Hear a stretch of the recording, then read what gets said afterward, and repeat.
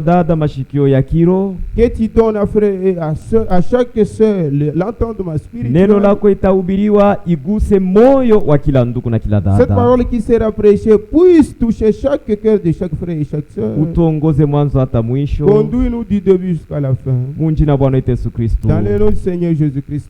Amen. Wamlele Mungu atubariki. Que l'Éternel Dieu vous bénisse. Car vous savez bien vous-même que le jour du Seigneur viendra comme un voleur dans la nuit. Kwa maana nyinyi wenyewe mnajua ya kwamba siku ya Bwana itakuwa kama vile mwizi katikati ya usiku. Verset 9. Mstari yake ya 9. Car Dieu ne nous a pas destinés à la colère, Maana Mungu yashi kututayarishie kukasirani, mais à l'acquisition du salut par notre Seigneur Jésus-Christ. alitutayarishia ndio tupate kupokea wokovu kupitia Bwana wetu Yesu Kristo. Amen. Ni kweli.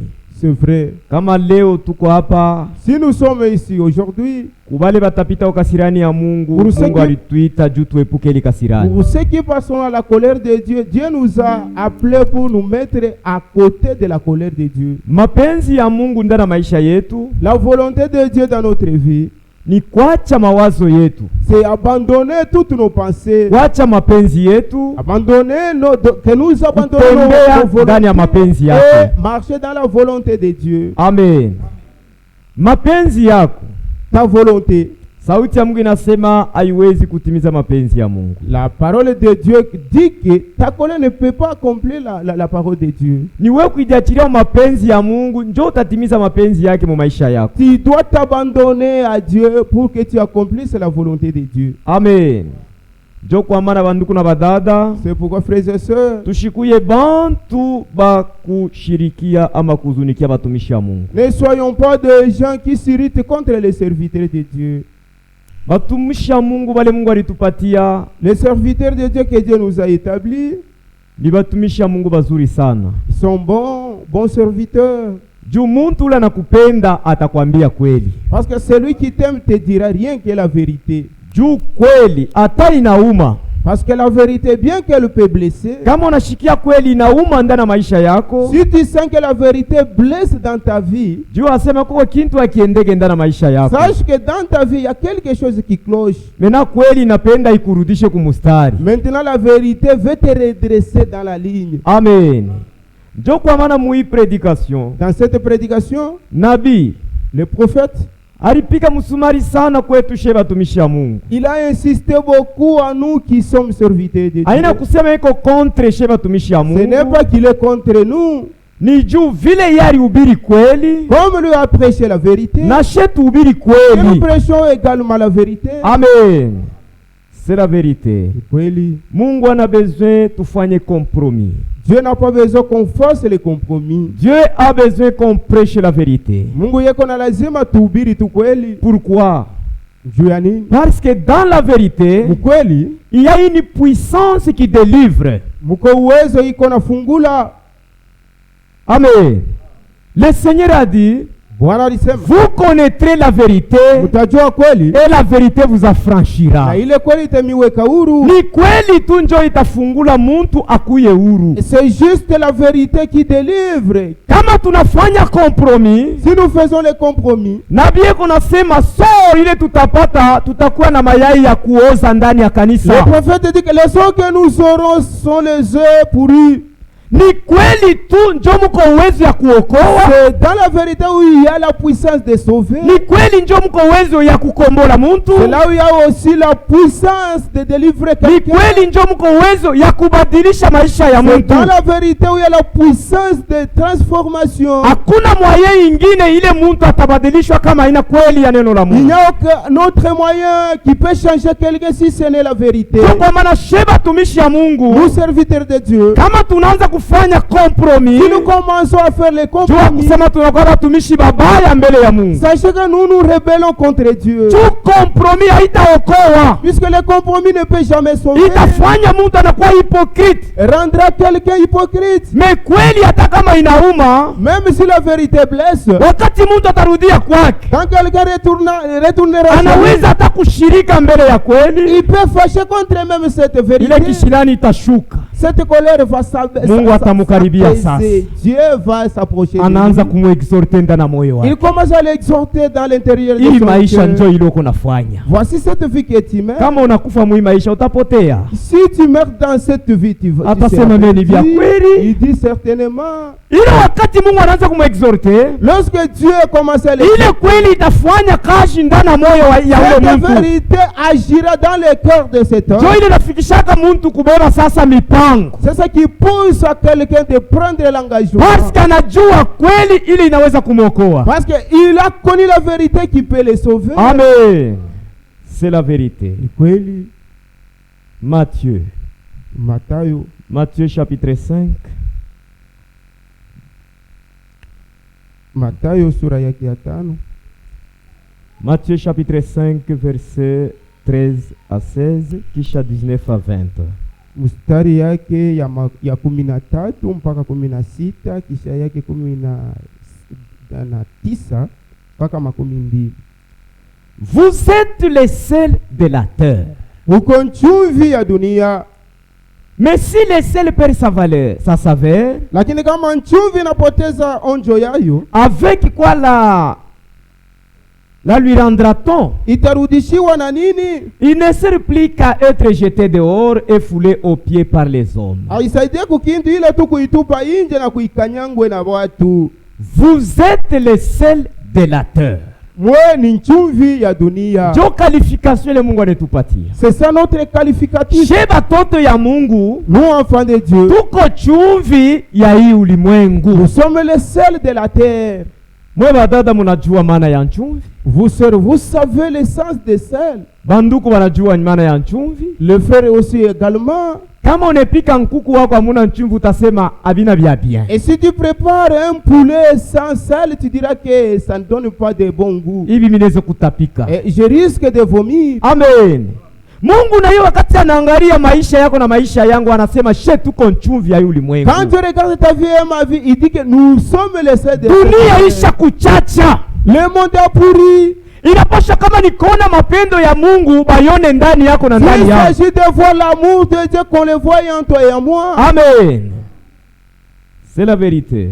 Kweli. Asema kama ile chumvi inapotesha onjo yake. Si le sel perd sa saveur. Kama dada, kama nduku unapotesha heshima ile Mungu alikupatia. Frère ou sœur, si tu perds cette valeur que Dieu t'a donnée, hata bali balikuwekea confiance batakuna na kwa mtu wa bure bure. Même ceux qui ont mis leur confiance en toi vont te douter. Kile kitakufanya ukuye chumvi ni neno la Mungu. Ce qui t'a fait que tu sois ça, c'est la parole de Dieu. Amen.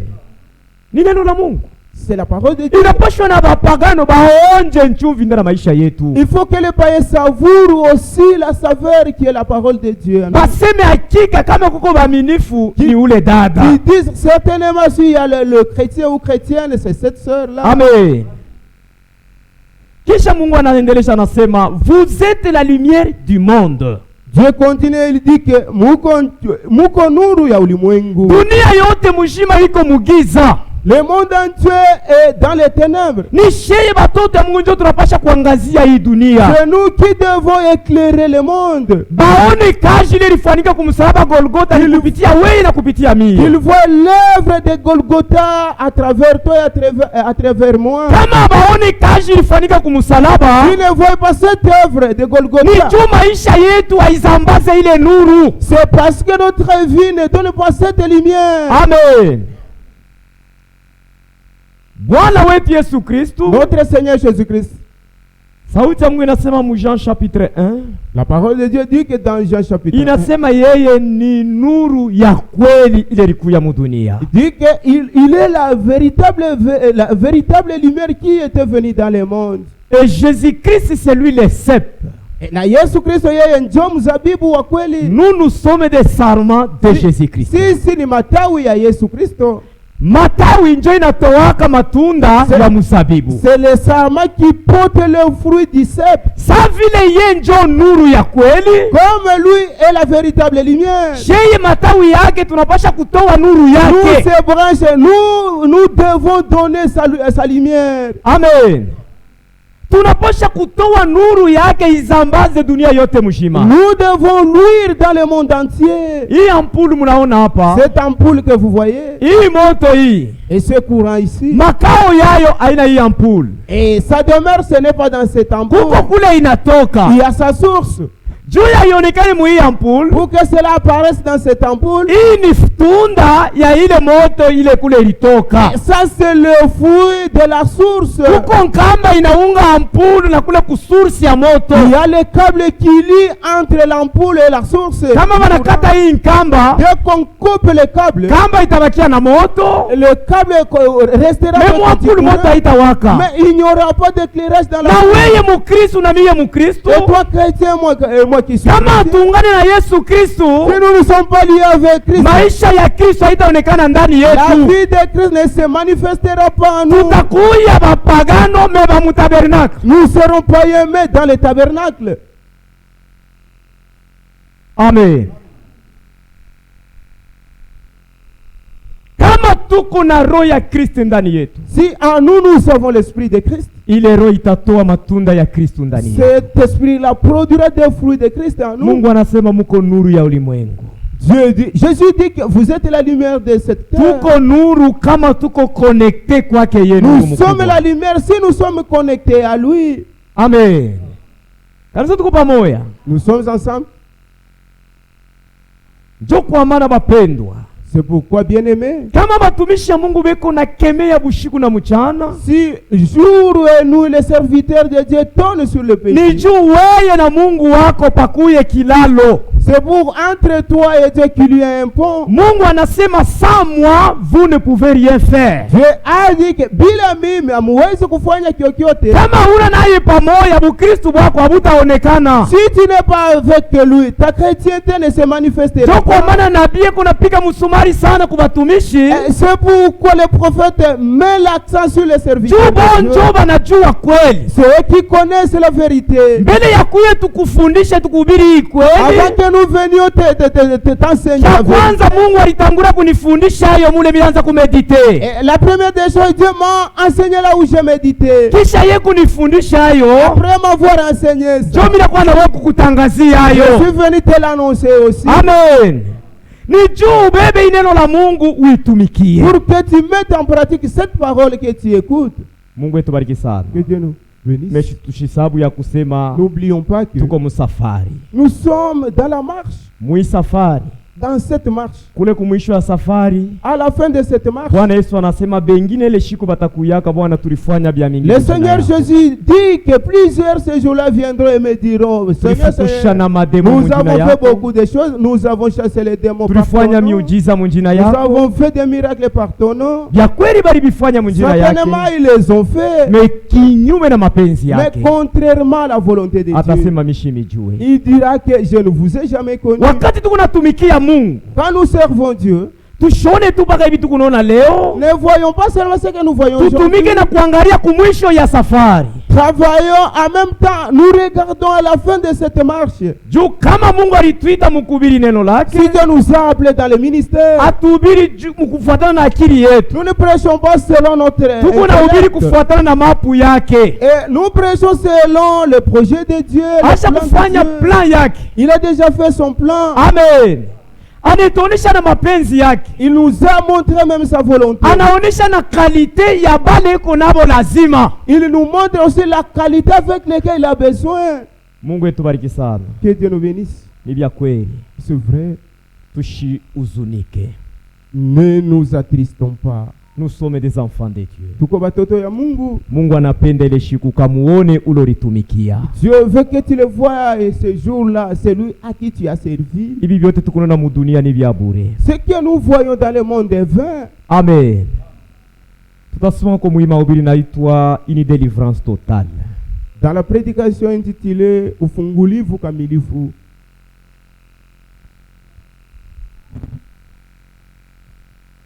Paragraphe 49.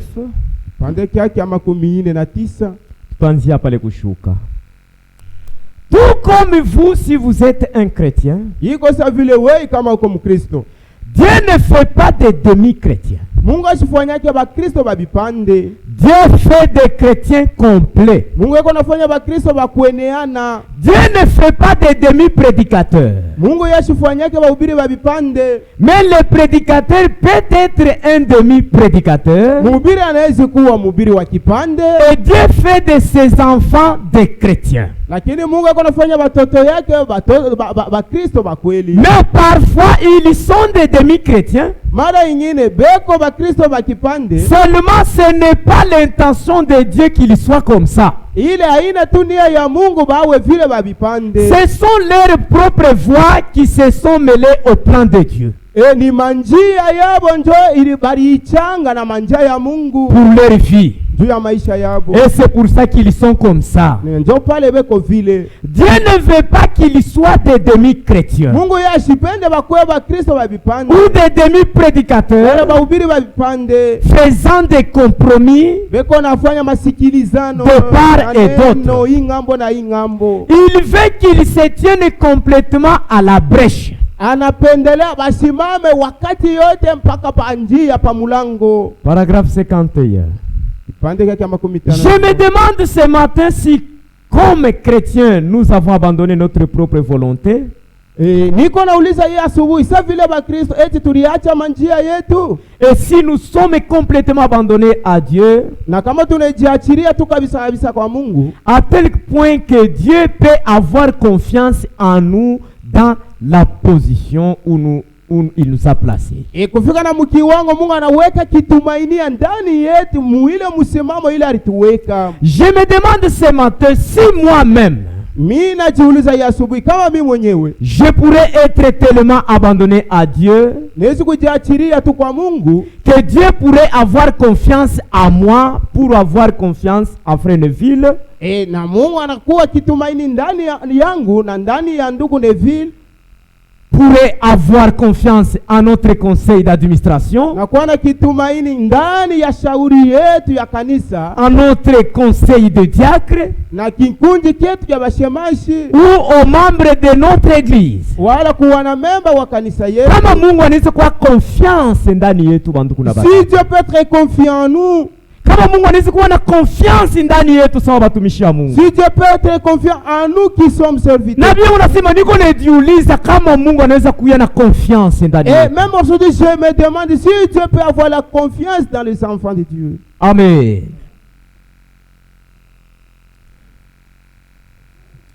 Ou aux membres de notre église, nous avons tous une place et nous avons un devoir. Le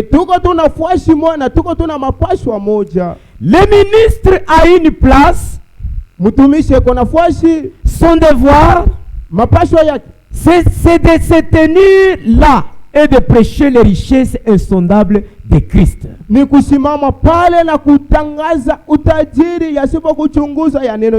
faire des compromis. S'il est appelé à être un prédicateur, si tu as été appelé à être un prédicateur, tu es là pour prêcher la vérité de Dieu. Amen. Si tu as été appelé à être un prédicateur, ton devoir, c'est prêcher la vérité. Amen. C'est la vérité. Il n'usera d'aucun ménagement envers qui que ce soit. S'il est appelé à être un prédicateur et les membres de l'église, il est appelé à être un membre de ce groupe-là. Dada na ndugu, kama Mungu alikuita ukuye hapa, si Dieu t'a appelé pour être ici, sawa memba wa kanisa yake, comme un membre de son église, teka shikio, prête l'oreille. Amen. Hauna na droit ya kuishi vile unataka. Tu n'as aucun droit de vivre comme tu veux. Uko na droit, uko na devoir ya kuishi kulingana neno la Mungu ile kuna kupewa. Tu as droit et devoir de vivre selon Dieu veut. Alors il ne fera aucun compromis. Si l'église croit qu'on ne doit pas jouer à des jeux d'argent, alors ces membres ne devraient jamais toucher à un peu de cartes, à un jeu de cartes. Nous ne croyons pas à la boisson. Il devrait tourner la tête complètement de la boisson. Si nous ne croyons pas au jeu d'argent, ni au tabac, les membres de cette église-là ne devraient jamais toucher à une telle chose. Dieu donne une délivrance totale qu'à nous. Amen. Ce que nous vous présentons, c'est ça notre foi. C'est ça la volonté de Dieu. Kama uko memba wa ikanisa, hapana kubishana na neno la Mungu. Si tu es membre de cette église, ne conteste pas cette parole. Ils ont exagéré. Ils ont exagéré. Ça, c'est manque du respect envers la parole de Dieu. Ce que nous vous prêchons, c'est ça la volonté de Dieu. Kama tunaanza kumidorlote, si on commence à vous dorloter, shikia sor ile nabii anasema, écoutez les sorts que le prophète a dit, ile kanisa itapata, que l'église aura, Dieu faisant sa promesse. Mungu eko na la kamalako. Paragraphe 30. Kama tunaanza kumipakala mafuta, si on commence à vous dorloter, kama tunaanza kumidanganya, quand on commence à vous tromper, ile sort tutapata ama mafuno ile tutapata sawa batumishi, les produits bien les sorts que nous aurons comme serviteurs, ce que le prophète dit ici. Voilà les problèmes qu'on a soi-disant église chrétienne. Nous avons une bande de gens, on les tapote dans les dos, ils ont fait inscrire leur nom sur les registres, nous les avons embrassés, nous leur avons donné un baiser, nous les avons dorlotés comme ceci et nous les avons tapotés. C'est un nid rempli d'œufs pourris. Amen. Kama tunaanza kuimifanya vile, quand on vous fait comme ça, itakuya ni kanisa yenye kujana mayai ya kuoza. Ça sera des œufs pourris. Qu'est-ce que nous allons présenter à Christ comme l'œuvre de nos ministères? C'est pourquoi nous vous disons la vérité. Pour que la vérité puisse transformer votre vie. Pour que la vérité vous fasse de meilleurs chrétiens. Nous sommes là pour vous prêcher la vérité.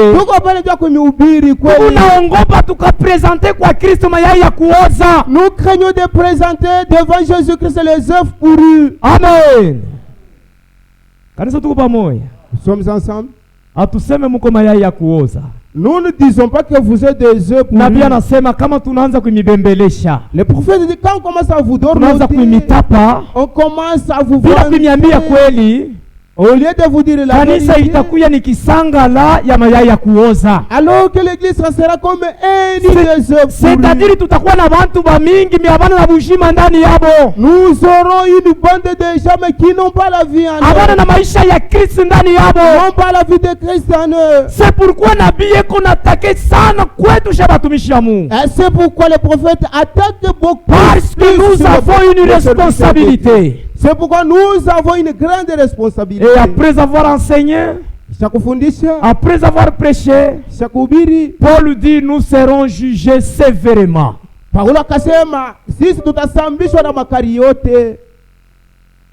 Amen. C'est la vérité. C'est un nid rempli d'œufs pourris. L'église a besoin d'être nettoyée pour ramener les gens à Dieu au point qu'ils entreront en contact avec le mal. Kanisa kuna lazimishwa isafishwe ndio ya kukutana na Bwana Yesu Kristo na ndio ya batengane na vibaya vyote. L'église Kanisa a besoin d'être nettoyée inalazimishwa isafishwe pour ramener les gens à Dieu juu ya kupeleka bantu kwa Mungu au point qu'ils entreront en contact avec le mal Jésus-Christ. Njuu ya wapate kuonana. Amen. Peu importe combien la personne est bonne, mara ngapi buzuri wa muntu, ou le montant qu'il verse lors de la collecte, wala mchango ya makuta wingi yayo vile eko na ichanga, ou peu importe ce que c'est, ingawa vile eko, s'il n'a pas été en contact avec Christ, kama shikutana na Kristo, et qui n'est pas né de nouveau, na pasipo kuzaliwa jipya, c'est un œuf pourri dans l'église. Ule muntu ni riai ya kuoza mukanisa. Amen. C'est la vérité. Kweli. Parce que tu ne produiras jamais la vie de Christ. Maana hautaleta maisha ya Kristo ndani mwako. C'est pourquoi nous vous présentons la vérité. Kwa maana tuko na mihubiri kweli. Tulikuya mayai ya kuoza mudunia. Nous étions des œufs pourris dans le monde. Wakati tunakuya kwa Kristo mwenye kuya Bwana riai inapata bujima. Et lorsque nous sommes venus vers le Seigneur qui a la vie et même l'œuf a la vie. Kwa maana mu maisha yako tafuta sana Yesu Kristo aingie ndani ya maisha yako. Dans ta vie tu dois chercher Jésus-Christ pour entrer en toi. Bila ukuanzaki kuweza mudunia, c'est que tu échoues dans le monde. Wakati unakuya kwa Kristo utabiweza. Quand tu es venu vers Christ, tu le sais. Au kuanzaki kuweza kurumia mtu, donc tu ne pardonnes pas. Wakati unakuya kwa Kristo utakuwa na uwezo kurumia mtu. Quand tu es venu vers Christ, tu as la puissance de pardonner. Kristo mwenye kuya Bwana analeta bushima wake ndani yako. Parce que Christ qui est le Seigneur a donné la vie en toi. C'est pourquoi nous vous présentons la vérité de Dieu. Et qu'est-ce que la vérité? Jean chapitre 17 verset 17. Ta parole est la vérité. Amen. Mungu wetu bariki sana. Que Dieu nous bénisse. Kanisa tuko pamoja. Nous sommes ensemble. Tukuye na mashikio ya kiro. Ayons les oreilles spirituelles. Ushitoke na shimoko. Ne sortez pas avec confusion. Ya kusema frère anasema tuko mayai ya kuoza. En disant que le frère nous a dit que nous sommes les œufs pourris. Mungu wetu, notre Dieu, anapenda sheba alikuwa benye kufua katika zambi yetu. Il veut nous qui étions morts dans le péché. Tukuye kwake atupatie bushima. Que nous venions à lui pour qu'il nous donne la vie. Amen. Namna yako ya kuishi, ta façon de vivre, namna yako ya kutenda, ta façon d'agir, ndio itaonesha kama uko na bushima bwa Kristo au hapana. Déterminera la vie de Christ en toi ou non. Lakini ukisaba kusema tuko msafari tuko naenda. N'oublie pas que nous sommes pendant le voyage. Ni paka bali bali nafanya mapenzi yake. Et ceux qui non seulement ceux qui font sa volonté. Amen. Mapenzi yake, sa volonté, ni kutumikia neno lake. Et c'est vivre sa parole. C'est la vérité. Kweli. Mungu ni Mungu wa neno lake. Dieu est Dieu de sa parole. Ashipenda hata mtu mapotee. Il ne veut qu'aucun périsse. 2 Timothée chapitre 2 verset 20. Timotheo wa pili sura ya pili mstari wa 12. 2 Timothée chapitre 2 verset 20.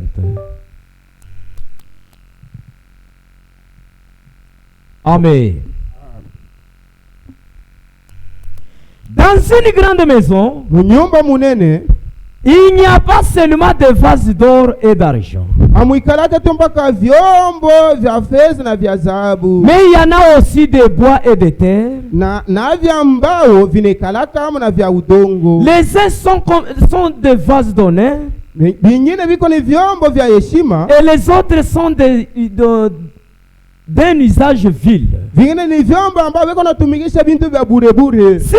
Si donc quelqu'un se conserve pire en s'abstenant de ces choses, il sera un vase d'honneur, sanctifié, utile à son maître, propre à toute bonne œuvre. Dans une grande maison, muko vyombo vya mingi sana. Il y a beaucoup de vases. Amen. Et nous sommes dans la maison de Dieu. Nous sommes des vases. Tuko vyombo. Dieu a besoin de nous utiliser. Mungu eko na lazima itutumikishe. Dada, Mungu eko na besoin kutumikia. Dieu a besoin de t'utiliser. Frère, Mungu eko na besoin kutumikia. Dieu a besoin de t'utiliser. Mais ni wewe kama unajichunga safi. C'est quand tu te conserves pur. Kama unaenda mbali na buchafu. Si tu t'abstiens aux choses souillées. Utakuya chombo ya bei ya mafaa ndani ya mikono ya Mungu wako. Un vase d'honneur et utile. Mungu ashikuite bure. Dieu ne t'a pas appelé en vain. Mungu ashikuite bure kwa uikale tu hapa. Dieu ne t'a pas appelé en vain que tu. Mungu anapenda aoneshe mapendo yake ndani yako. Dieu veut montrer son amour en toi. Mungu anapenda aoneshe uaminifu wake ndani yako. Dieu veut montrer sa fidélité en toi. Mungu anapenda aoneshe mania yake ndani yako. Dieu veut manifester ses intentions en toi. Mungu anapenda aoneshe utakaso kudunia kupitia wewe. Dieu veut montrer la sanctification du monde au travers toi. Kama unajichunga, c'est quand tu te conserves, tu seras un vase d'honneur, utakuwa kiombo kia bei, utile kia mafaa dans la main de ton Seigneur. Amen. Amen. Mungu etubariki sana. Que Dieu nous bénisse. C'est la vérité. Ni kweli. Kweli. La vérité inaumaka kama uko na mambo na Mungu. Blesse si tu es en conflit avec Dieu. Dada yetu mpendwa, sœur bien-aimée,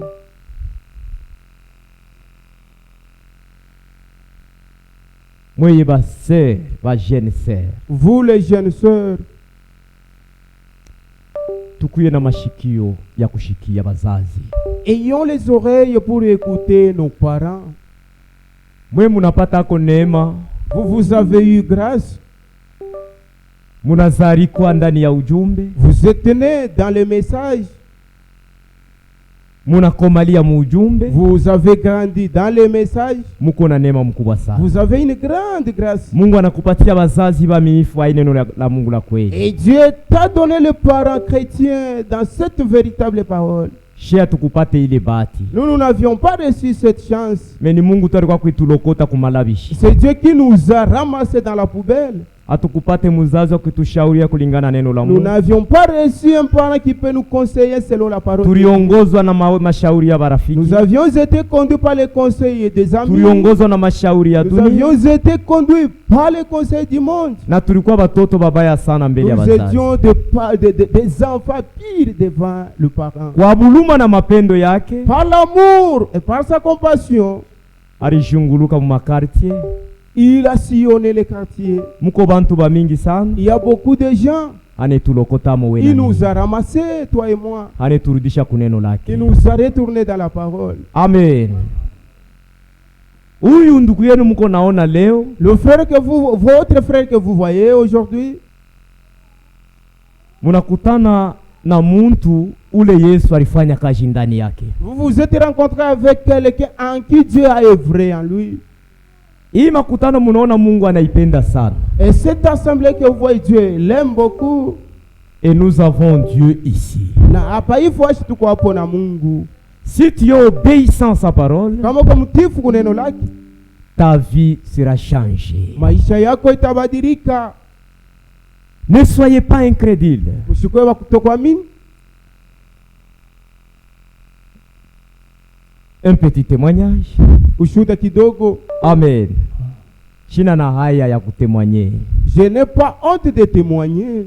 Publiez les hauts faits de l'Éternel. Mutangaze matendo makubwa ya wa milele. Asema frère, yaina mzuri kukumbuka vile bisha kupita. Et tu dis que non frère, il ne faut jamais te souvenir des choses passées. Tuko natangaza vile Mungu alifanya. Nous publions ce que Dieu a fait. Amen. Busubuhi tuko napita na ndugu yangu Frère Feli. Le matin on passait avec Frère Feli. Mu quartier mule mlianza kuikala. On passait dans les quartiers habituels où j'habitais auparavant. Mungu tubariki sana. Que Dieu nous bénisse. Bantu bena nishanga. Les gens s'étonnaient de moi. Bengine bena nitele majina shetani alinipatia wakati nilikuwa mpagano. D'autres me surnommaient, me citaient les noms là d'autres fois quand j'étais encore. Wale tuanza kufuta nabo bange bena nishanga. Les gens avec lesquels on fumait du chanvre, ils m'étonnaient. Wale tuanza kunywa nabo lutuku bena nishanga. Les gens avec qui on buvait le même. Shikwende ku Amerique. Shikwende ku France. Je ne suis pas allé en France. Shikwende ku Krefeld. Moi encore à Krefeld. J'ai rencontré Dieu ici au tabernacle. Nilikutana na Mungu pa maskani. Amen. Leo watu wananishanga. Les gens s'étonnent beaucoup de moi. Mungu eko bien. Dieu est tellement miséricordieux. Paulo nasema ule alianza kazi ndani yenu. Paul dit que celui qui a commencé cette œuvre en vous, ataimaliza. Il va l'achever. Ushikimbie neno la Mungu. Ne fouillez pas la parole de Dieu. Udinyenyekeze mikono ya Mungu. Humilie-toi dans la parole. Hii neno la Mungu ni dawa. Cette parole c'est un remède. Njoo dawa ya magonjwa ya nafsi ile tuko nayo. C'est un remède de la maladie de l'âme que nous avons. Amen. Niko na fieri. Je suis fier. Na mule mote niko napita. Partout où je passais. Watu wanashanga wanasema oui, Mungu na raison kushanga jule ili umbana naye ni wa kushangaisha. Les gens s'étonnaient, je les ai dit, vous avez raison d'être étonnés parce que c'est lui avec qui je me suis rencontré. C'est un Dieu qui est tellement jo ile nabii anasema, ce que le prophète dit, kama unarudishwa kwa Mungu, si Dieu te récupère, unamuungana na Bwana mwenye kuya Kristo, tu te rencontres avec le Seigneur qui est le Christ, utapata bushima. Tu auras la vie. Amen. Mungu anakujua ndugu na dada. Je te connais frères et sœurs. Wakati mimi naamini hii ujumbe, quand j'ai cru ce message, nilikuwa na njine baranza kuniita sema koko. J'avais le nom comme surnommé, comme cité. Quartier yote mujima bakuyuwake njina yangu. Dans tous les quartiers, on ne connaissait pas mon nom. Maintenant, wakati mina bumbana na Christ papa tabernacle ya 3 Quand je me suis rencontré avec Christ ici dans l'assemblée de 3 heures, ile njina mina shike naanza kupeze yule ya maisha yangu. Ce nom a beaucoup pesé sur ma vie. Mina anguka kwa magoti, mina sema Seigneur, je suis tombé du haut de la chair. Unaniokoa. Tu m'as sauvé. Shina tena munkunja bafuta bangi. Je ne fais plus partie de ces groupes-là. Je ne fais plus partie de ceux qui s'enivrent. Je ne fais plus partie des adultères. Aujourd'hui, je me suis retrouvé parmi les enfants. Le nom de Coco, c'est un nom avec lequel je prenais de et je ne fume plus aujourd'hui. Sasa hii njine ya koko itabakia je yule maisha yangu? Comment ce nom peut rester sur ma vie? Mina omba Mungu. J'ai prié Dieu. Mina lala. Et je me suis endormi. Mina shikia sauti mwana nyambia asema itaisha. Et j'ai entendu la voix de Dieu qui me dit que ce nom prendra fin. Amen. Na vya kweli ile njira ilijimika. Et certainement ce nom s'est effacé. Ile njina ilijimika. C'est effacé. Jo bantu wananijua asema ni Frère Gaspard. C'est alors que les gens ont connu que je suis Frère Gaspard. Amen. Iki niko leo. Ce que je suis aujourd'hui. Ni paka hii neno la Mungu tuko nashiki. C'est seulement cette parole de Dieu que nous écoutons. Hakuna magie ingine ilifanyika. Il n'y a aucune autre magie. Dans la vérité, kweli, il y a une puissance. Uwezo. Dans la parole de Dieu, Dieu créa toutes choses par sa parole. Il peut aussi créer une nouvelle vie en toi. Accepte la parole de Dieu. Dans la parole de Dieu, il y a la délivrance. Il y a la guérison. Amen. Accepte la parole de Dieu. C'est la vérité. Nous sommes des enfants de Dieu. Mungu anakupenda. Dieu t'aime. Amen. Acha tukwambie kweli.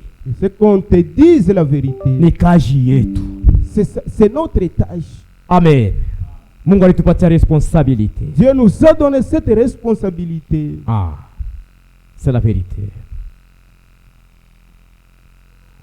Wamlele Mungu atubariki sana. Que l'Éternel Dieu nous bénisse.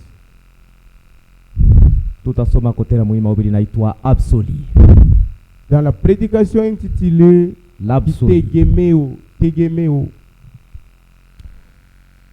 Page 25. Yo aina na maparagrafu. Karatasi yake 25. Mule mukachikachi. Au milieu.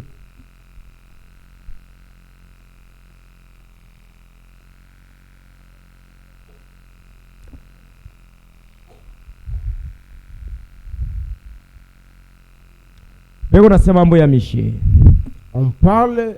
Comment aurait-il pu prophétiser du bien alors que toute la parole, Élie qui avait déjà paru auparavant devant Akab, lui avait dit que les chiens lécheront ton sang.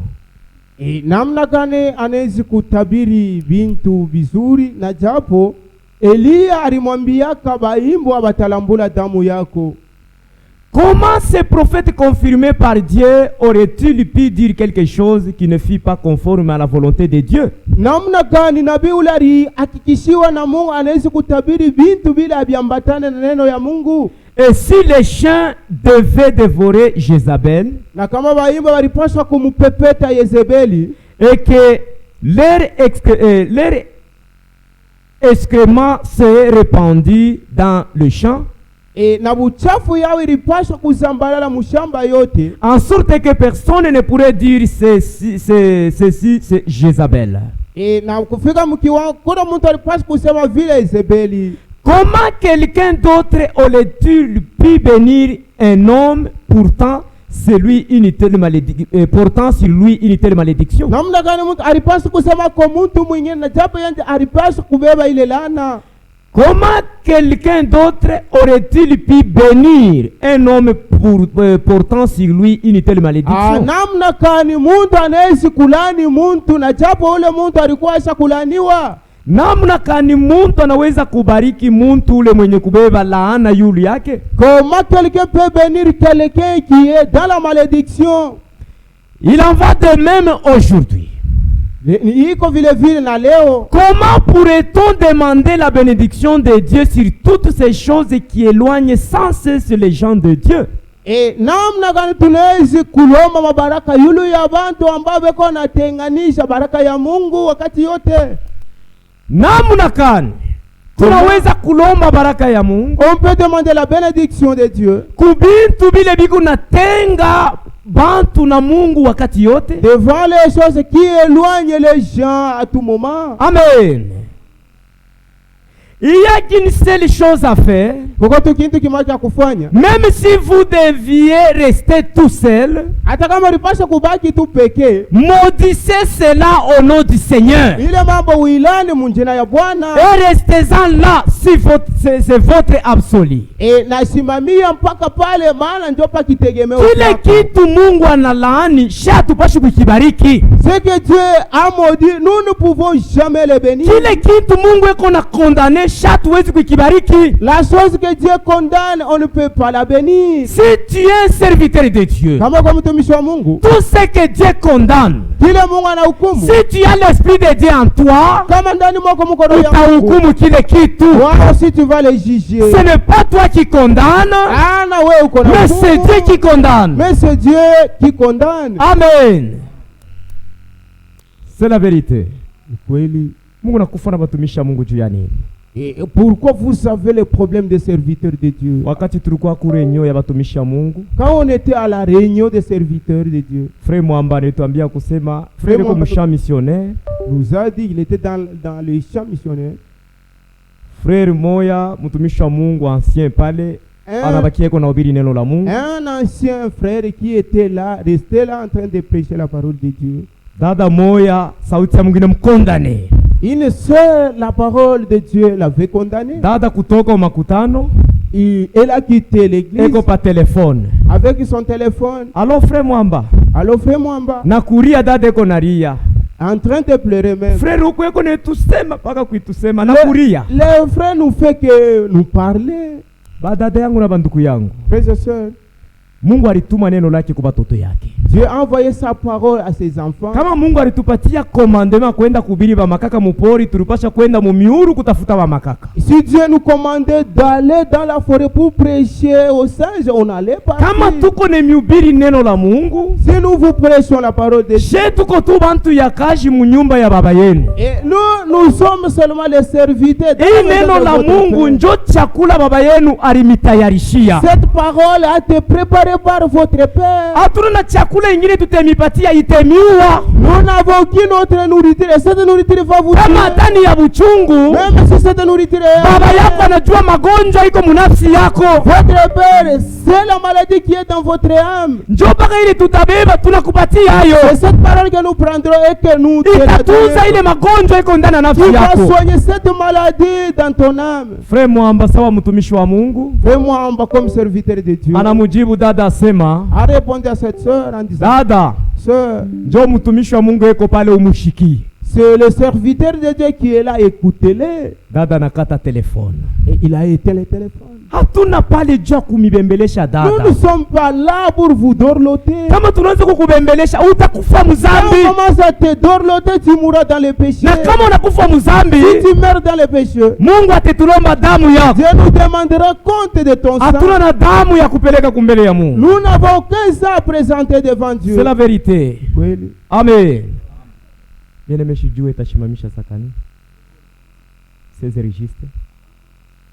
Ah, okay. Mungu embariki sana. Tutasoma neno la Mungu. Nous allons lire la parole de Dieu. Proverbe chapitre 5. Mezali sura yake ya 5. Proverbe chapitre 5 verset 1 à 18. Mustari yake ya kwanza mpaka 18.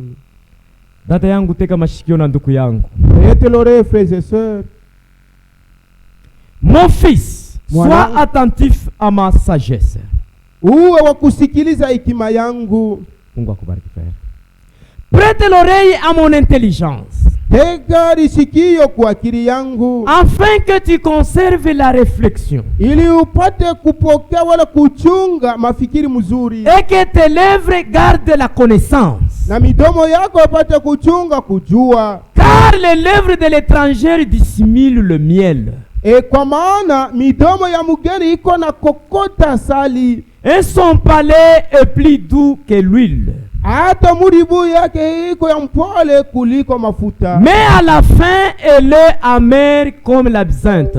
Lakini kumwisho yaye inakuwa buchungu sa vile nsumu. Aiguë comme un glaive à deux tranchants. Iko ya makari sana sa vile upanga ya makari kuwili. Ses pieds descendent vers la mort. Miguu yake kona shuka mpaka kulufu. C'est pas atteint le séjour des morts. Hata matua yake iko nafikia kufashi ya wafu. Afin de ne pas considérer les chemins de la vie.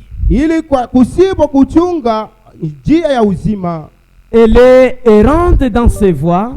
Yeye huyu mwanamke eko wakuwayawaya manjia yake. Elle ne sait où elle va. Ashijua hata kule eko nenda. Et maintenant mes fils, écoutez-moi. Na hapa sasa wanangu munisikilize. Frère, we mwenye kwa ungari mu busharati, toi qui vis encore dans l'adultère, prête ton oreille. Dada, we mwenye kwa ungari mu busharati, teka mashikio. Toi qui pratique encore la vie de l'adultère, prête l'oreille. Hivi tuko hapa, tel que nous sommes ici, hakuna mtu anajua vie privée ya mwenzake.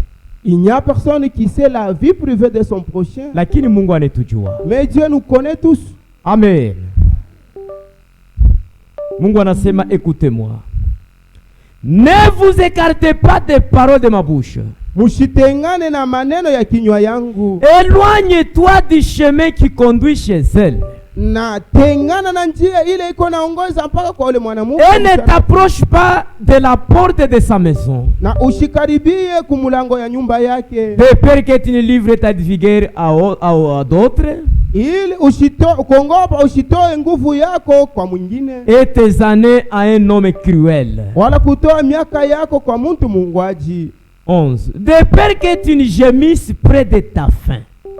Kuongopa usiugwe wala kuteswa karibu na mwisho wako. Karibu ya mwisho wa maisha yako ushikafika unaanza kulia. Que tu ne pleures pas, que tu ne gémisses pas. Amen. Hii ni conseil Mungu yuko anatupatia. C'est un conseil que Dieu nous donne. Yote vile tuko nafanya, tout ce que nous faisons, Mungu anatupa shauri ya kusema teka mashikio kuneno langu. Prête l'oreille à mes paroles. Tushikafike mukuria kumwisho ya maisha yako. Que tu ne gémisses pas à la fin de ta vie. Quand ta chair et ton corps se consumeront. wakati nyama na mwili yako italungua, et que tu ne dises, na usiseme kusema, comment donc ai-je pu haïr la correction? Juu ya nini basi nilichukia kunyoloshwa? Et comment mon cœur a-t-il dédaigné la réprimande? Na namna gani moyo wangu ilizarau makemeo? Comment ai-je pu ne pas écouter la voix de mes maîtres? Na juu ya nini sikusikilize basi njia ya mwalimu bangu? Masauti ya mwalimu bangu. Paka hivi bahubiri ba Mungu bale Mungu anemipatia. Comme le prédicateur que kila siku beko natangaza mapenzi ya Mungu. Il ne faut que proclamer. Kila siku beko nakwambia mapenzi ya Mungu wako. Il ne faut que proclamer la volonté. Ushikuye na kichwa nguvu. Ne sois pas têtu. Mungu anasema ishikafike kumwisha maisha yako wanze kulia na kusema jia nini mishikushikiaje wakati baraka kwenye. Ne gemisses pas à la fin de ta vie et que tu nous dises. Na wewe kijana mwanamke kijana mwanaume. Et toi jeune fille et jeune homme. Wakati bazazi wako nakupatia mashauri. Quand tes parents te conseillent. Muzazi ni muntu na yeye alianza kiana paka vile wiko leo. Un parent aussi a commencé la jeunesse comme toi. Bile uko nona leo hakuna kile unaweza kumulanda. Ce que tu vois aujourd'hui, rien ne peut être trompé devant lui. Alitangulia kutraverser buyana mbele wewe uzalikwe. Il a commencé à traverser la jeunesse avant que tu naisses. Anajua bizuri na bibaya munjia ya buyana. Il sait les inconvénients et l'avantage. Kama mzazi anaanza kukushauria, quand les parents commencent à te conseiller, anaweza kukupatia mashauri neno la Mungu. Il te donne comme conseil la parole de Dieu. Na ma experience il aliona wakati ya buyana bwake. Avec les expériences vécues durant sa jeunesse. Peut-être ile njia uko natembea. Peut-être la vie là que tu traverses. Aliona mo mtoto wa fulani alitembea mwile njia na anapatikana. Dans cette voie peut-être il a vu un enfant de tel et cet homme. Hakuna mzazi anachukiaka mtoto yake. Il n'y a aucun parent qui est son fils. Parce que yeye ndio atamurepresenter kesho. Parce que c'est bien lui qui est son représentant de demain. Na kama Mungu eko netukemea leo, si Dieu nous réprimande aujourd'hui, ndio tukuna representer maisha yake hapa dunia. C'est nous qui représentons sa vie ici. Ndio tukunaonesha kazi ile ilifanyika kumsalaba. C'est nous qui montrons l'œuvre de Golgotha ici sur la terre. Ba Pierre abanako tena.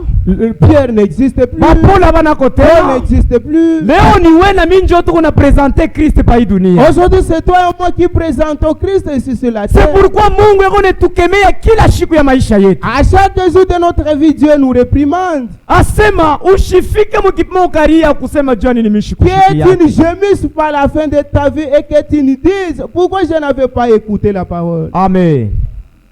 Kanisa tuko pamoja. Est-ce que nous sommes ensemble? Kiana mwanaume na mwanamke. Jeune fille et jeune homme. Mungu anasema heshimia bazazi yako. Je t'ai dit de respecter le parent. Uko na besoin kwenda kumbingu? Tu as besoin d'aller au ciel. Ni agizo ya Mungu. Et ça c'est un commandement de Dieu. Hata mzazi ana na kintu. Même si le parent n'a rien. Juu fike le kipimo nafika. Pour arriver à ce stade. Alikomba na juu pate tu chakula ufike le kipimo nafika. Pour trouver quoi manger pour atteindre cet âge que tu as. C'est pourquoi mzazi. C'est pourquoi un parent eko na mamlaka munene sana yule mtoto yake. Il a une grande responsabilité sur son enfant. Il a beaucoup souffert pour toi. Ariteswa sana juu yako. Juu leo ufike kiana vile wiko. Pour que tu sois jeune comme tu es là. Kama nakwambia mula alipitia juu wewe ufike kile wiko. Si te montre les voies par lesquelles il a traversé. Kama uko mtoto wa kweli unaweza kuvuisha machozi. Et si tu es un véritable enfant, tu peux couler même les larmes. Halichika kazarau.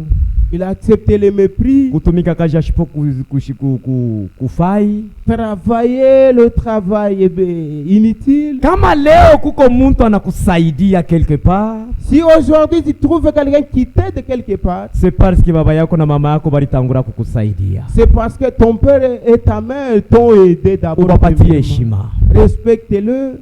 Frère Branham eko nasema habari ya kijana mwanamke moya. Frère Branham me parle sur la jeune fille. Bari mutuma kwenda kufunda. On l'avait envoyé pour étudier. Mais mama yake, sa mère, alikuwa shakulungula kumanjo. Avait des brûlures au visage. wakati anakuwa na barafiki yake, quand cette jeune fille venait avec ses compagnes, anakuta mama yake asha kulungula kumancho moto ilimuchomaka. Et elle a trouvé sa mère avec des brûlures au visage. Alijua mama yake vile eko, parce alilungula ule mtoto angari bebe. Elle savait sa mère comment elle était parce qu'elle avait brûlé quand cette jeune fille était encore bébé. Frère Branham anasema ule mtoto mwanamke wakati anakuwa na rafiki yake, mama yake anakuwa kumupokelea na furaha. Frère Branham dit que lorsque cette jeune fille venait et que sa mère venait pour l'embrasser, ule mtoto anamsola mama yake juu ya haya ya rafiki yake. Et cette jeune fille l'a esquivé à cause de la honte de ses compagnes. Palikuya dada moya, il y avait une sœur alijua mambo yalipitikana juu ya ule dada, qui avait connu ce problème. Anamuita Kiana mwanamke. Il a appelé, weye Kiana mwanamke, toi jeune fille, hauna na droit kuzarau mama yako. Tu n'as aucun droit pour mépriser mama yako. Mimi namfamia mzuri, je connais très bien. Alikuwa mwanamke mzuri sana kuhusu. Elle était très belle. Alikuwa mwanamke mzuri sana Elle était une fille très belle dans ce. Unajua kile kinamfanya mama yako vile? Tu sais ce qui a fait que ta mère soit. Alishuka munyumba wenda kukanika manguo, nyumba inawaka moto. Elle descendait pour étaler le linge. Le voisin avait joué comment entrer arracher le bébé dans la maison. Elle est venue, la maison était tout en feu. Anasema munyumba mko mtoto yangu. Elle a dit dans la maison il y a mon bébé. Banapima kumukataza, anasema shiwezi munyumba mko bebe wangu. On voulait l'interdire, elle a refusé. Alibeba kingo anekitanta mumai, anerifunika acho anaingia mu moto. Il a trempé le linge dans l'eau, elle s'est couvée et elle est entrée dans la maison. Anafika mu chambre, anabeba bebe wake. Arrivé dans la chambre, elle a pris sa bébé. Anabeba kile kingo, anamufunika acho bebe. Elle a pris ce linge mouillé et elle a couvert. Moto bébé anapona meya na lungula. Elle est sortie dans le feu, elle a connu des brûlures et que le bébé a eu la vie. Anamwambia asema njoo kinamfanya mama yako hivi unamwona leo. Et elle lui a dit c'est ce qui a fait que ta mère soit. Kama mama yako iko na hii hali iko nayo ni juu yako wewe. Si elle a cet aspect c'est à cause de toi. Kama wikala keko.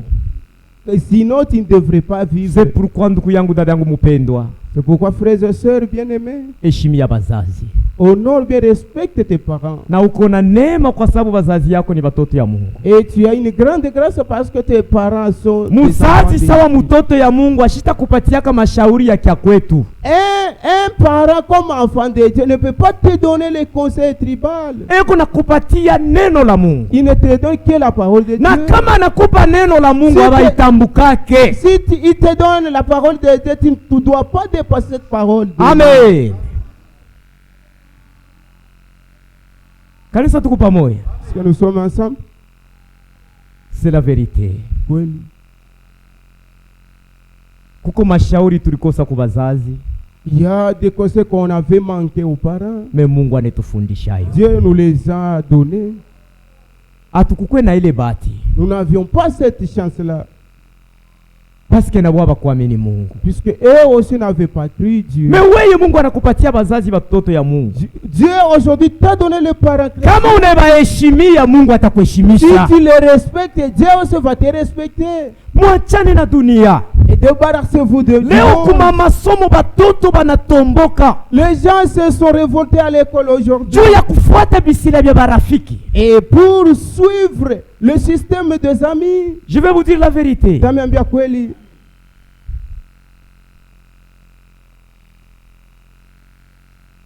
Kuko mashauri unaweza kupata mubarafiki. Il y a d'autres conseils que tu peux trouver dans les amis. Kama una na discernement unaweza kusema ni shauri ya bien. Si tu n'as pas le discernement, tu diras que c'est un bon conseil. Amen. Mashauri yote aina yenye kuambata neno la Mungu tupa pembeni. Tout conseil qui ne se concorde pas avec la parole de Dieu, jette-le dehors. Itakutenga na Mungu. Ça va t'éloigner de Dieu. Amen. C'est la vérité. Kweli. Avertissement puis jugement. Ukalamusho kisha hukumu.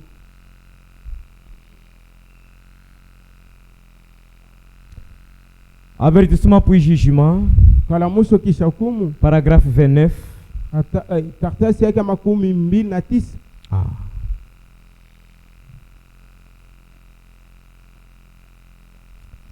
Paragraphe 29 à 31 kisha tutatambuka mu 34 mpaka na makumi tatu na ine. C'est pour tout le monde, on pourrait dire, cette personne-là est morte sans avoir été prévenue. Et ule muntu ule alipanda pasipo kukalamushwa.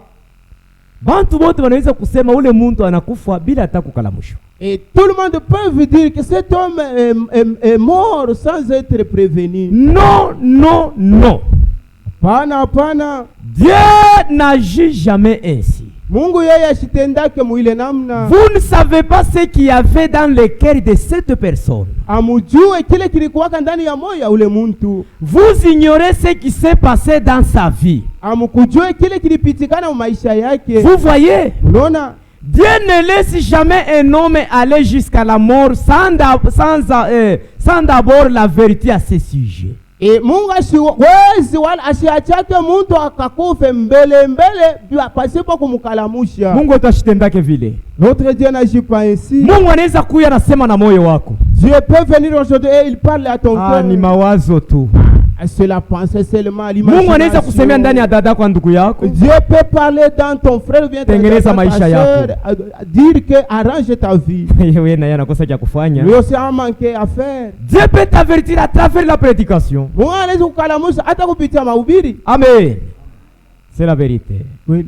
Na yeye ndio anetukalamushaka kila siku ya maisha yetu. Chaque jour de notre vie, c'est bien lui qui nous avertit. Dieu ne laisse jamais un homme aller jusqu'à la mort sans d'abord la vérité à ce sujet. Mungu asiachake muntu akufe bila mbele kumkalamusha kumwanzo. Sans le lui dire ou le préparer en quelque sorte. Et bila kumwambia wala kumkalamusha munamna ngine. Dieu est souverain.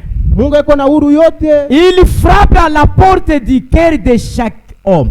Eko na pia kumulango ya moyo ya kila muntu. Lui offrant l'occasion de venir à lui. Eko na mupa bahati amurudiririe. L'homme peut se détourner et refuser. Muntu anaweza kukatala. L'homme peut secouer la tête et s'en aller en disant, muntu anaweza kutenkesha kichwa na kurudia na kusema, ce n'est qu'une impression. Ile ni mchamuko tu. Ce n'est qu'une impression curieuse. Ni mchamuko, ni kupenda tosa kuyua buyuai tu. Cela me passera. Ile itanipita. Et cependant c'était Dieu. Na japo ule alianza kusema ni Mungu. C'était Dieu qui lui parlait. Ni Mungu alianza kumusemea. Même pour le départ secret. Hata tu ya safari. Mungu ashitabeba kanisa bila kuavertir kanisa. Ya mshtusha Mungu asiwezi kubeba kanisa. Aujue siku aujue saa. Parce que tu ne sais l'heure et le moment. Mungu ashitabeba kanisa bila kuavertir kanisa. Dieu ne peut pas prendre l'église sans l'avertir. Mais Dieu n'exerce jamais ses jugements sur la terre sans d'abord prévenir les gens. Et Mungu ashihukumwake bantu pa dunia bila kuwakalamusha. Dieu ne fait jamais rien sans déclarer premièrement ce qu'il va faire. Mungu asisemake mbele pasipo kutangaza kile atafanya kumbe. Il donne un choix aux gens. Eko naleta uchaguzi kwa muntu. Vous pouvez agir bien ou mal. Ama unaweza kufanya mzuri wala mbaya. Vous comprenez? Naelewa. Dieu ne pourra jamais changer sa nature. Mungu asiwezi kubadilisha hali yake ya kutenda. Avant que l'homme ait la possibilité de faire le mal, mbele ya muntu apate bahati ya kutenda mabaya, Dieu l'a placé sur la base où il peut accepter ou renier, recevoir ou refuser. Et Mungu anamuweka pakati pale anaweza kuitika wala kukatala. Amen. Kanisa tuko pamoja. Nous sommes ensemble. Mungu hasiwezi kunyanyua kanisa yake bila ya kuitwa avertir. Et Dieu ne peut enlever son église sans toutefois l'avertir. Kama tuko naanguka mu busharati, si nous tombons dans le péché d'adultère, c'est parce que nous refusons d'écouter Dieu. Ndio tuko nakatala kumshikia Mungu. Kama tuko naanguka mu wizi, si nous tombons dans les vols, c'est parce que nous refusons d'écouter Dieu. Ndio tuko nakatala kumshikia Mungu. Mungu yuko analeta ukalamusho kila sana kila wakati na maisha yetu. À chaque moment, à chaque instant. Kama wewe sere unafika mkupatiwa kupata mimba, si toi seul tu es arrivé à être engrossé, ni juko nakatala kushikia Mungu kupitia bazazi biko nakupatia mashauri. C'est parce que tu refuses d'écouter Dieu au travers le parent. Kama unakatala kushikia, si tu refuses d'écouter, mimba utaipata. La grossesse tu l'auras. Amen. Et le prophète nous dit, le péché, ce n'est pas l'adultère, ce n'est pas l'ivrognerie, ce n'est pas le vol. Ça, c'est le fruit du péché. Le péché, c'est l'incrédulité à la parole. Avant d'aller se prostituer, d'abord, avant, dans ton cœur, tu as rejeté la parole. Parce que la fidélité se manifeste dans les actes. L'incrédulité se manifeste dans les actes. Amen. Sommes ensemble. Zambi mama yake ya zambi ni kutokuamini kuneno la Mungu. Le péché principal c'est l'incrédulité. Kama Mungu alimuita Abraham akisema ni mwaminifu, si Dieu a déclaré Abraham, ni tu Abraham alitimiza kile Mungu alimwambia kufanya. C'est parce qu'Abraham avait accompli ce que Dieu lui avait dit. Na kama Mungu anasema tuko bakichwa nguvu, si Dieu nous dit que nous sommes têtus, ni tu tuko nakatala kufanya kile Mungu anaomba tufanye. Parce que nous refusons de faire ce que Dieu nous commande de faire. Amen. Paragraphe 34.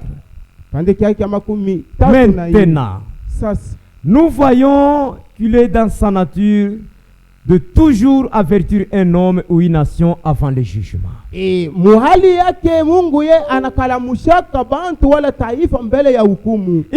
donne toujours son avertissement. Il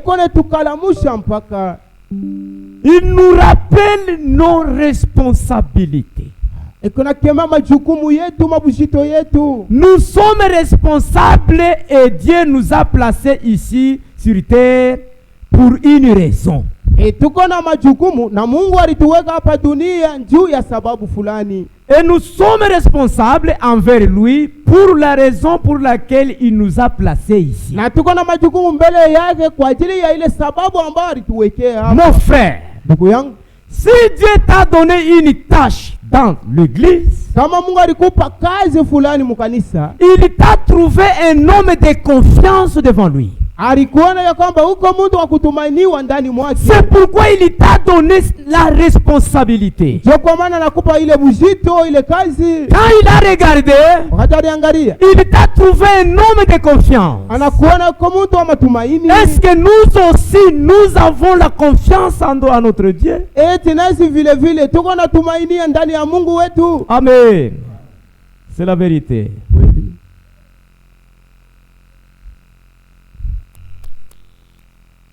Nous sommes responsables envers lui. Vous devez aller à lui et découvrir ce qu'il attend de vous. Vous voyez? Par exemple, si vous travaillez pour quelqu'un et qu'il vous donne du travail dans sa ferme, vous ne pouvez aller vous asseoir simplement dans la grange et dire, alors quoi? Vous devez demander au patron ce qu'il attend de vous et le faire.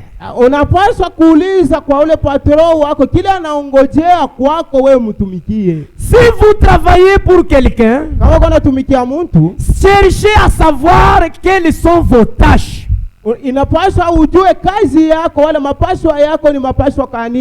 Amen.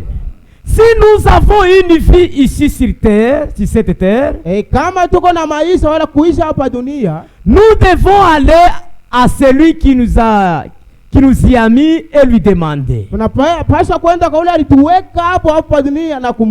Seigneur, que veux-tu que je fasse? Que dois-je faire? Pourquoi suis-je ici? Que vous soyez ménagère ou laveur de vaisselle, quoi que Dieu vous demande de faire, accomplissez-le au mieux de vos possibilités. Si modeste que cela soit, vous devez le faire. Mais la nuit est que chacun de vous voudrait faire le travail de l'autre. Lakini busiku kila mmoja wenu apate kufanya kazi ya mwingine. Amen. Les ennuis, matatizo. Kama mtu ashijue kufanya kazi ile Mungu anampatia, si quelqu'un ne sait pas remplir sa tâche que Dieu lui a donnée, aujue kazi Mungu alikuwekea ndani ya kanisa ya Mungu, tu ne sais pas la tâche sur laquelle Dieu t'a placé dans l'église de Dieu, utakuya kikwazo kwa kanisa ya Mungu. Tu seras un scandale dans l'église. Maisha yako dada iko pale juu ya kunyedifie. Ta vie est là pour m'édifier. Maisha yangu iko pale juu ya kukuedifie. Ma vie est là pour t'édifier. Mais kama ujue kile Mungu anakuletea ndani ya kanisa yake, si tu ne sais pas l'objectif sur lequel Dieu t'a mis, utakuya kikwazo kwa kanisa ya Mungu. Tu seras un sujet d'obstacle. Unapasha kuomba Mungu, Seigneur, tu dois prier Dieu en disant, mimi huyu niko mkanisa yako, mais voici dans ton église, nifanye nini? Qu'est-ce que je dois faire? Mungu atakuonesha kile kufanya. Dieu te montrera ce que tu dois Amen. faire. C'est la vérité. Kweli. Ni neno la Mungu. C'est la parole de Dieu. Mungu anakukuta huko mtoto yake wa confiance. Dieu t'a trouvé, t'a jugé bon d'être confiant. Ula anaweza kupatia témoignage ya kazi ilifanyika kumsalaba. En qui on peut rendre le témoignage de l'œuvre qui est. Na bantu mudunia baneiona kupitia wewe mtoto yake. Et que les gens dans le monde l'expérimentent à cause de toi. C'est pourquoi nakuleta hapa dada. C'est ce qui t'a amené ici. Uko wa bei sana kumbele ya Mungu. Sœur, tu es précieuse devant Dieu. Frère, uko wa bei sana kumbele ya Mungu. Tu es précieux devant Dieu. Mambo ni wewe ujue pourquoi Mungu anakuokoa. Le problème c'est que tu connaisses pourquoi Dieu t'a sauvé. Pourquoi Mungu anakutosha mu bintwaji mule ulikuya. Pourquoi Dieu t'a enlevé de la dénomination où tu étais. Mule balianza kukutumikisha ku bantu sampunda. On te manipulé comme mais unakuya kwa Kristo unakuta batumishi ya Mungu. Mais tu es venu à Christ et que tu as trouvé les serviteurs de Dieu. Kusema huna mtumwa wangu, qui savent que tu n'es pas le uko mtoto wa Mungu, mimi ndio mtumwa wako. Toi tu es fils de Dieu et c'est moi qui suis serviteur. Wewe ushakulala bushingishi, toi tu es en plein sommeil. Mie 2h du matin mimi nalamuka mimi naanza kutafuta ni chakula gani nitapatia watoto ya Mungu. Pour chercher quelle nourriture que je préparerai pour le peuple de Dieu. Na wewe uko na devoir. Toi aussi tu as un devoir. Unapasha kuombea batumishi wa Mungu. Tu dois prier pour les serviteurs de Dieu. Mungu anasema juu beko na kesha yule maisha yenu. Parce que Dieu dit qu'il veille sur vos beko na kesha yule manafsi yenu. Il veille sur vos âmes. Unaweza osha kulala. Il peut y avoir que tu en doute. Ile bénédiction ulipata frère. La bénédiction que tu as eue. Ushona sema ni nguvu yako. Ce n'est pas par tes efforts. Kuko batumishi ya Mungu baranza kupika magoti juu yako. Il y a les serviteurs de Dieu qui s'agenouillent. Kuko batoto ya Mungu banduku na badada baranza kupika magoti mshiku na mchana juu yako. Et les hommes de Dieu qui s'agenouillent. Peut-être kupitia maombi yake Mungu anakujibia. Peut-être c'est à travers de sa prière que Dieu kama Mungu anakubariki. Si Dieu te bénit, heshimia batoto ya Mungu. Honore les enfants de Dieu. Ni batoto ya mfalme. Ils sont les enfants du roi. Ubaheshimie. Honore-les. Amen. Hapana kubasarau. Et non pas les mépriser. Mungu anajua kila wakati na kila saa. Dieu sait chaque temps et chaque moment. Anajua ni wakati kani atainula mtoto yake. Il sait à quel temps il va élever son fils.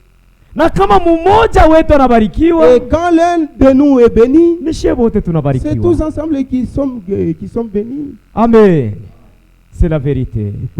Ni neno la Mungu wetu. C'est la parole de notre Dieu. Mungu anasema hivi, Ezekiel 33, tunaanza kufika kumwisho. Nous chitons, nous sommes à la fin. Ezekiel chapitre 33. Verset 30 à 33. Mstari ya makumi tatu paka makumi tatu na tatu. Kanisa mshikie mzuri. Écoutez très bien l'église. Wakati mtumishi wa Mungu Ezekiel, lorsque le serviteur de Dieu Ezekiel anahubiri sauti ya Mungu, a beaucoup prêché la parole de Dieu, kuna kesha kuna lilia Mungu kumagoti, il veillait à genoux en train de crier à Dieu en faveur du peuple. Wakati yako nahubiri, quand il prêche, mianona batoto ya Mungu abaitumikie neno la Mungu. Il constate que les enfants de Dieu ne vivent pas la parole de Dieu. D'autres les méprisaient. D'autres les traitaient de tous les noms. D'autres se moquaient de lui. Il était affligé dans son cœur. Je prêche la parole de Dieu. Mais les enfants de Dieu ne vivent pas. Et Dieu avait vu la tristesse dans le serviteur de Dieu. Il était parti pour les consoler. Anasema, et toi, fils de l'homme, les enfants de ton peuple s'entretiennent de toi près des murs et aux portes des maisons. Akamwambia asema, nawe mwana wa Mungu, batoto ya Israeli beko naongea na karibu nawe, karibu na ukuta ya milango ya nyumba. Et ils disent l'un à l'autre, na beko nasemeana huyu na mwingine, chacun à son frère, huyu yeko naambia ndugu yake, venez donc, mkuje et écoutez quelle est la parole qui est procédé de l'Éternel. Na musikilize ni neno kani ya wa milele, ile ambao wa milele anatangaza. Ils se rendent en foule auprès de toi. Beko nenda kwa wingi sana kumbele yako. Et mon peuple s'assit devant toi. Na bantu bangu banaikala mbele yako. Ils écoutent tes paroles. Na beko nasikia maneno yako. Mais ils ne le mettent point en pratique. Lakini abeiweke mutendo. Car leur bouche en fait un sujet de moquerie. Kwa maana kinywa yao iko na kuchekelea. Et leur cœur se livre à la cupidité. Na moyo wao iko nejitoa kukupenda fedha. Voici tu es pour eux comme un chanteur agréable. Na hapa unakuwa kumbele yao sawa vile mwimbaji mzuri. Possédant une belle voix. Mwenye kuwa na sauti mzuri. Et habile dans la musique. Na mwenye kujua sana mambo ya muziki. Ils écoutent tes paroles mais ils ne le mettent point en pratique. Maneno yako beko naishikia lakini abeiweke mutendo. Quand ces choses arriveront, wakati hivi vitu vitafika, et voici elles arrivent, na tazama biko nafika hapa sasa, ils sauront qu'il y avait un prophète au milieu d'eux. Na pale watajua ya kwamba kulikuwaka nabii katikati yabo. Dada, ushichekelee neno la Mungu. Ne te moque pas de la parole de Dieu. Ushichekelee batumishi ya Mungu. Ne te moque pas de serviteurs. Hivi unewaona? Tel que vous le voyez. Ni Mungu njoo alibaita. C'est Dieu qui les a appelés. Hakuna contrat tulifanya na Mungu akusema nitakulipa makuta bwingi. Il n'y a aucun contrat qu'on a fait avec Dieu en disant que je te payerai tel montant. Mais tuko na malako ya taji ya bujima bwa milele. Mais notre promesse c'est la vie éternelle. Tuko na malako ya kuvuikwa taji kule kumbingu. Nous serons couronnés au ciel. Bushiku na mchana muntu anakata bushingishi. Nuit et jour quelqu'un abandonne le sommeil. Haina kusema ni kanisa iko na muripa. Ce n'est pas qu'il est payé par l'église. C'est parce que Mungu alimpatia bujito juu ya nafsi yako. C'est parce que Dieu lui a donné la responsabilité. Kama iko na ubiri neno la Mungu shimusarau. S'il prêche la parole de Dieu, ne le méprise pas. Kuko kitu kimoya kile kiko na kosa sana ndani ya watoto ya Mungu. Il y a une grave erreur que les enfants de Dieu. Bantu beko naangalia envelope. Les gens regardent l'enveloppe. Mungu anaweza kuweka zawadi mzuri sana ndani ya envelope ya kupasuka. Et Dieu peut mettre un enveloppe. Mungu anaweza kuweka déchiré. Mungu anaweza kuweka zawadi mzuri sana ndani ya envelope me ya kupasuka. Dieu peut mettre un bon don dans un enveloppe mais déchiré. Kama unamwangalia hivi, quand tu lui regardes, unasema huyu ana mtumishi wa Mungu. Tu diras que il n'est pas serviteur de Dieu. Mais kama Mungu anamwangalia, quand Dieu le regarde, anasema ni mtumishi wangu. Il dit que c'est mon serviteur. Ile bimancho itushidanganye. Que ces yeux-là ne nous trompent pas. Hapana kuchukia watumishi wa Mungu. Ne haïssez jamais les serviteurs. Kama mtumishi wa Mungu analeta neno la Mungu, et si le serviteur de Dieu apporte la parole de Dieu, haina mambo ya masomo hapana. Cela n'est pas basé Mungu sur eko naangalia moyo ile iko tayari kuagizo yake. Et Dieu regarde le cœur qui est prêt pour que Dieu l'utilise. Kubale ile biombo vya shipo bei aliyolokota mudunia. Le vase moins valeureux que Dieu s'est ramassé dans le monde. C'est dans le vase là où nous sommes. Un jour, kampuni netutuma ku formation. Une entreprise nous envoyait dans la formation. Tulijikuta mule na bali balienda kufunda ku université. On se retrouvait là-bas avec les gens qui étaient partis pour étudier à l'université. Mais mie avant ya kuingia mule mu formation, miliomba minapeleka requête kwa watoto ya Mungu. Avant que je n'entre dans cette formation, j'avais donné ma requête aux enfants de Dieu pour qu'ils prient pour moi. Kanisa ya Mungu liniombea Mungu. Toute l'église de Dieu avait prié pour moi. Pour que Mungu anipatie sagesse. Pour que Dieu me donne de la sagesse. Mungu anipatie intelligence. Que Dieu me donne l'intelligence. Électricité ni kazi mishiyafanyaka. L'électricité, c'est une affaire jamais appris. Mungu alishikia kilio na maombi ya batoto ya Mungu. Dieu avait exaucé la prière et le cri des enfants de Dieu. Tunafika mu formation. Nous sommes arrivés dans la formation. Mungu alinisaidia. Dieu m'avait assisté. Mungu alinidistingue na bale bengine benye kujua deja kazi ya. Et Dieu m'avait distingué de gens là qui connaissaient déjà l'électricité. Mena mimi naona nduku moya anakuya. Je vis un frère en train de venir. Ule alikuwa licencié. Qui était licencié. Ananiambia ça mon cher. Il m'a dit, monsieur, kuya mbele umu pembeni tusumbure shinaona wewe na mimi viens à l'écart d'abord qu'on cause. Wewe na mimi tuko watu tulifika kwa masomo ya mbali. Toi et moi nous avions fréquenté l'étude du haut niveau. Pale walituuliza mbele kumwanzo mimi nasema mtu ashiwe secret. Pale walituuliza kumwanzo mbele pale tuandika majina. Au début quand on donnait les noms, wananiuliza wewe Gaspard ulifika masomo ya ngapi? On m'a interrogé, tu es étudié jusqu'à quelle classe? Mimi nasema mimi nilishia mu 6e primaire. Et dit je me suis arrêté en 6e primaire. Banaandika. Ils ont écrit. Mena shiko anakuwa kunikuta sema unaona wewe na mimi tulifika kwa masomo ya mbali. Un jour on s'est rencontrés, il m'a dit que toi et moi nous sommes arrivés à une étude là du haut niveau. Minasema kama mimi namwambia sasa ni musije mimi nitamublesser. Quand je lui dis que non, je me suis arrêté juste en 6e année, je namwambia sasa ndugu yangu mishikufika kwa masomo ya mbali. Je ne suis pas allé à l'université. Sasa comment uko naelewa nani hii makuru bene tupatie? Comment tu comprends facilement les cours qu'on nous donne? Minasema niko na Mungu ule anajua maruga yote. Je lui ai répondu que j'ai un Dieu qui connaît toute langue. Sasa uniambia ulifikia masomo ya ngapi? Il m'a dit, dis-moi, tu t'es arrêté dans quelle classe? Mimi nashikia kwa aya kumtaia 6e primaire. J'ai eu honte de lui dire. Alibakia paka vile asema shikufika masomo ya mbali. Mungu etubariki sana. Kama uko na Mungu, si tu as Dieu, dada yangu, nabii yako netuambia kusema mui safari. Le prophète nous dit que dans cette marche, Mungu anaweza kuacha magonjwa ikufikie. Dieu peut permettre que la maladie asema bengine beko napita mu mabimbi, d'autres passent dans le flot, bengine kuna pita mu zoruba ya mpepo, d'autres dans la tempête, bengine beko na kanyanga pamiba, d'autres foulent les épines. Asema ile yote, tout cela haina kusema Mungu anetuchukia. Ce n'est pas que Dieu nous hait. Ni juu ikupatie nguvu na izale buchungu ya dunia. Faut que cela te fortifie et que cela te donne la dunia, pour que tu haïsses le monde. Utamanie kwenda kwetu kumbingu. Tu envies le ciel.